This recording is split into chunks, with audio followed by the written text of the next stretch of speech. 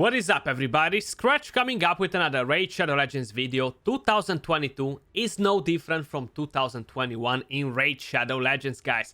Last year we got new champions every single month. Sometimes maybe even twice a month. I can't even remember that, but we got so many new champions last year.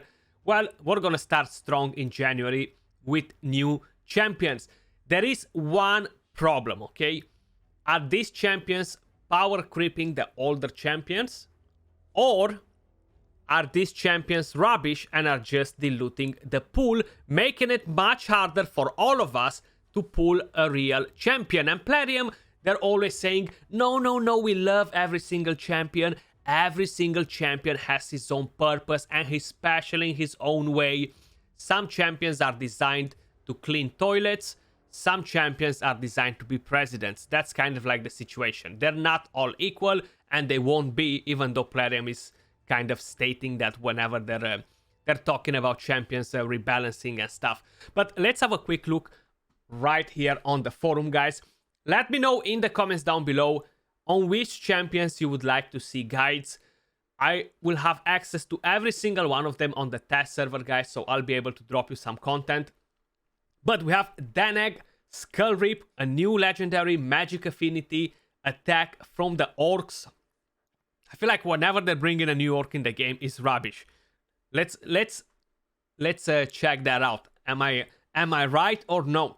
On the A1, attacks one enemy 2 times. Each hit has a chance to land a defense down for 2 turns. The chance increases if the target is under fear or through fear.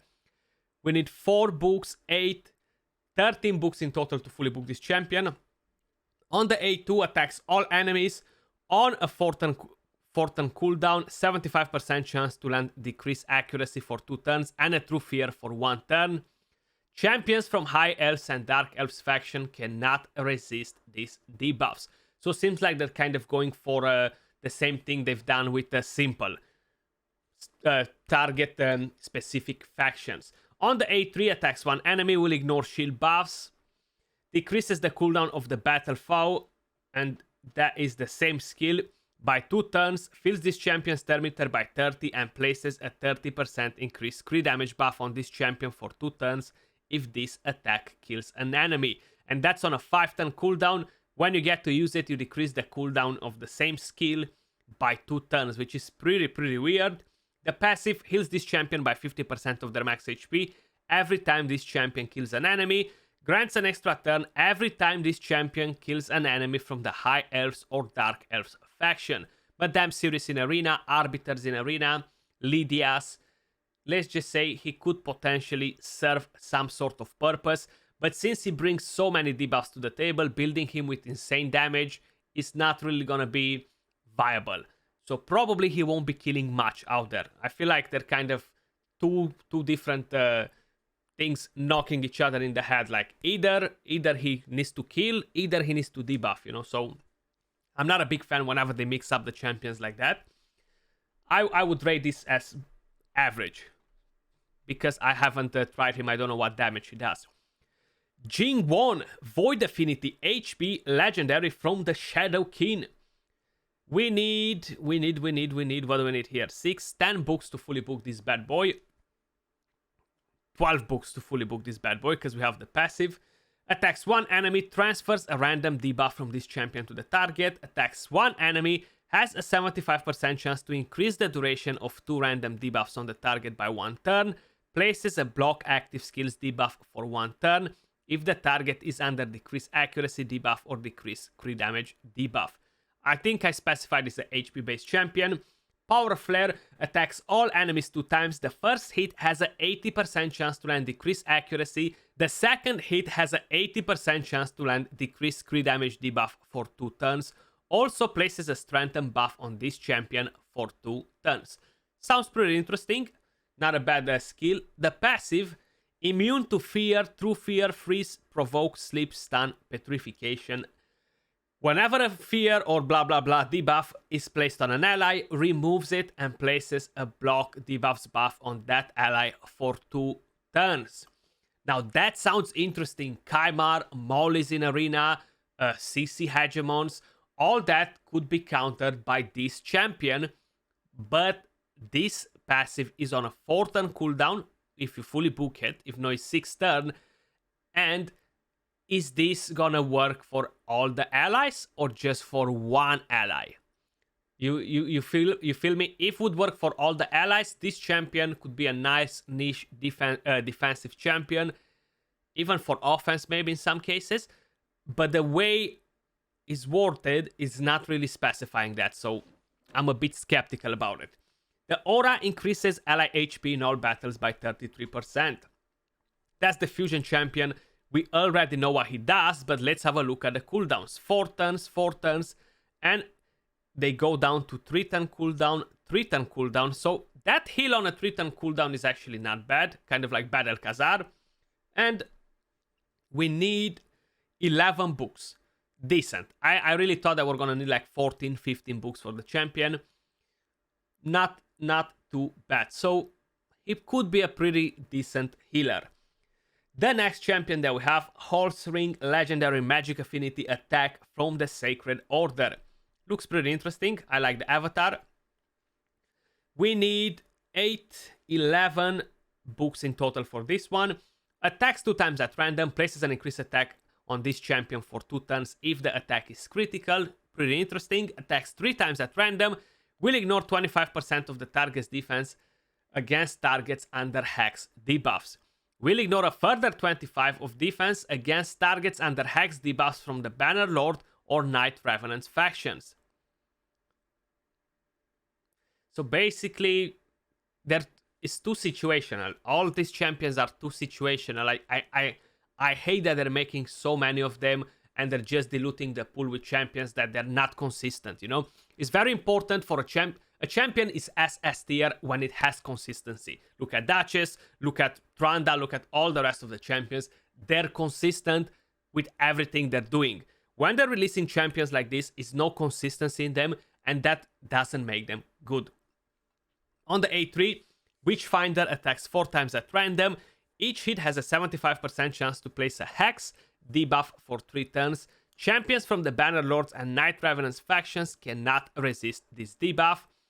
Each hit also has a 75% chance to steal 25% turn meter, steals 50% instead if the target is from the Bannerlords or Night Revenants factions.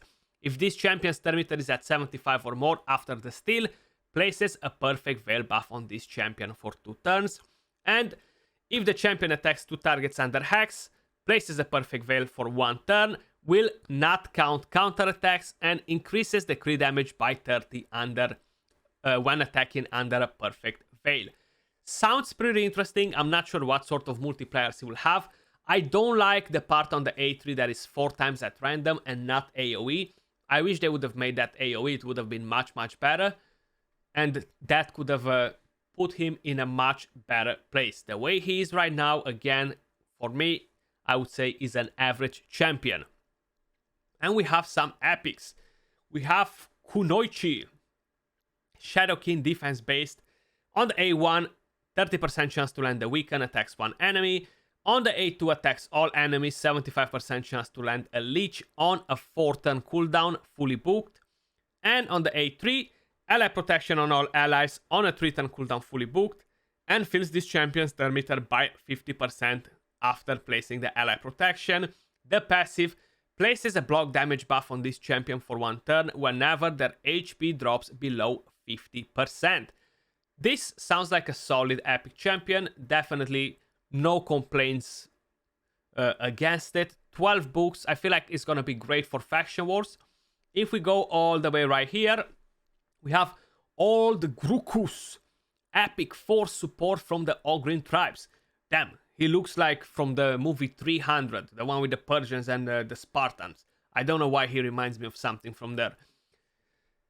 On the A1, attacks 1 enemy 3 times. Each hit has a 15% chance to land the leech. The chance to land the leech is super small, but we have a giant slayer hit in there. On the A2, attacks 1 enemy, 60% chance to land decreased speed, and 40% chance to increase the target's turn meter. On the A3, attacks all enemies, and we have a 80% chance to land decreased attack and heal reduction for 2 turns. That goes on a 3-turn cooldown. increases ally speed in dungeons by 24. Not a bad epic champion either, actually. I like that on the A1 is triple hit. We have decreased speed, we have attack down and heal reduction, speed aura. Definitely a nice champion for the Fire Knight dungeon, 100%. It might not be a speed run with him in the team, but it's definitely gonna help a lot of you guys out there that are struggling with the Fire Knight dungeon.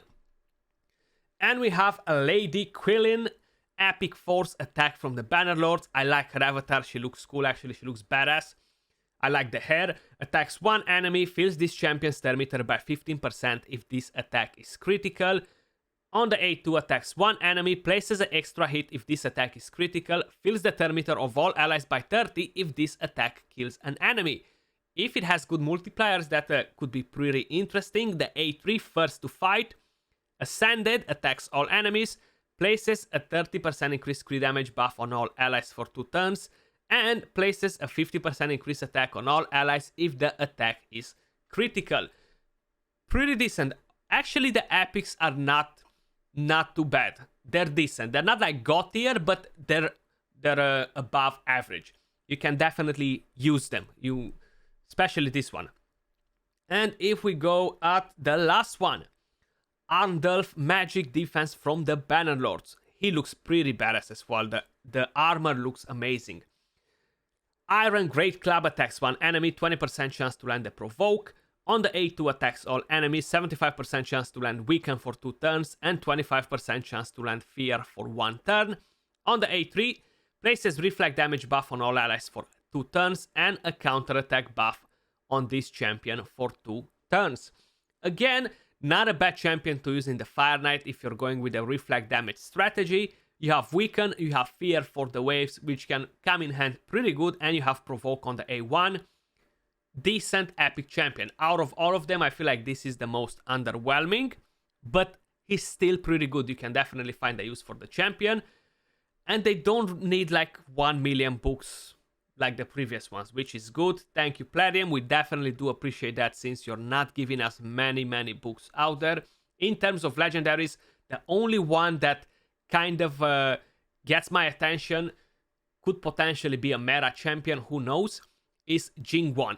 If his passive works for your entire team, he can definitely come into the meta. If it only works for one ally, it's kind of like a vault sort of situation, and it's just another void, and that kind of dilutes the pool a bit. But guys, let me know in the comments down below, what do you think of these champions? Which one of them you want to see first, okay? On which one should I make a guide first? Let me know, because I'm looking to please you all. But that was all for this video. Much love. I'll catch you all soon in the next one. Peace.